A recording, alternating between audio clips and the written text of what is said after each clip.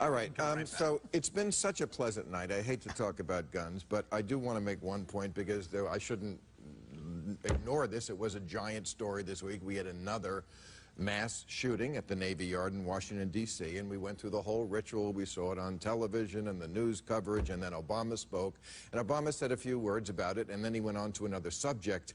And I saw a lot of conservative commentators say, how dare he on a day of a shooting? And I wanted to say every day in America is a day of a shooting. Plus, they should be, I mean, they should be happy because the entire argument that's been made by people who are sort of gun rights maximalists is that essentially, you know, we are making too much of this, right? That this is just either the product of insane people or it's the product of just horrible things happening the way that, like, sometimes 28-year-olds get stricken with cancer, and that's terrible, and stuff just happens, and we pick up the pieces and move on. That is the argument that the right has been making, that the NRA has been making, that there aren't actually policy solutions to this, and we shouldn't overreach. And so what they should want, their end goal should be a time which they've managed to achieve, and it's quite ghastly to contemplate, in which the president just says a few words about it and then moves on. The president is... I think that's what we should do. Or not even say a few words about it.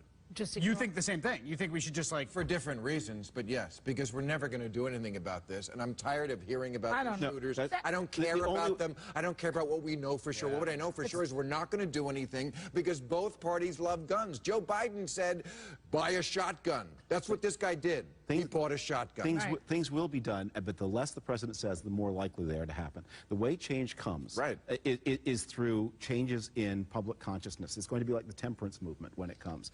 But most people are against these.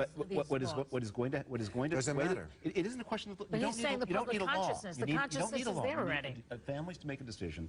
The reason most people buy guns, that very few people hunt anymore. They buy guns to make their family safe. As people understand the facts, because that's what they're buying handguns, and most people buy guns never kill anybody. But the tragedy is not these. The tragedy is that these things turn out to be wrong. That people buy guns and they discover they've elevated the suicide risk inside their house. There's one study that finds if you have a gun in the house, it's 43 times more likely to be used against a family member than against an intruder. So just don't have one. You don't need laws, just don't have one. And to that end, one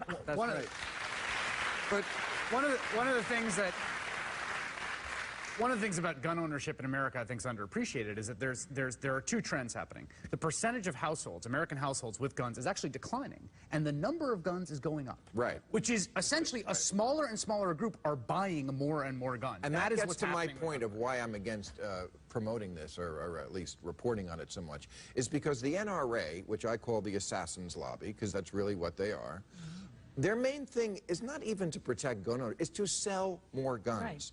Right. And what sells guns? Fear. And what helps that? Reporting on gun instances.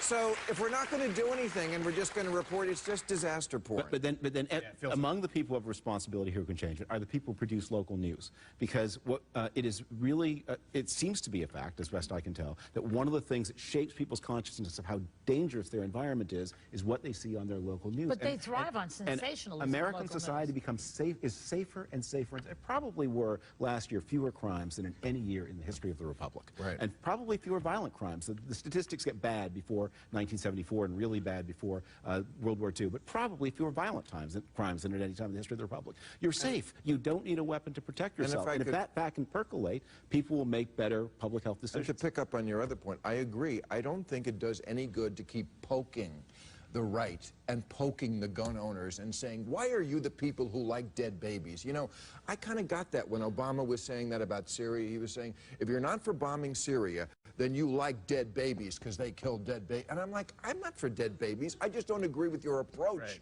to killing more babies with a cruise missile. And I think, you know, we're not going to get gun control by forcing the gun nuts into a corner and literally clinging to their guns. And we need to have an understanding of the way in which American society makes progress. You know, just compared to 1990, the average American drinks 23% less. And that's some legal changes, but there are legal changes. Some legal changes, yeah. They raised the drinking age in the 1980s. Smoking is because they outlawed it in places where we're on the wrong track with drugs, unfortunately. Those have been going up.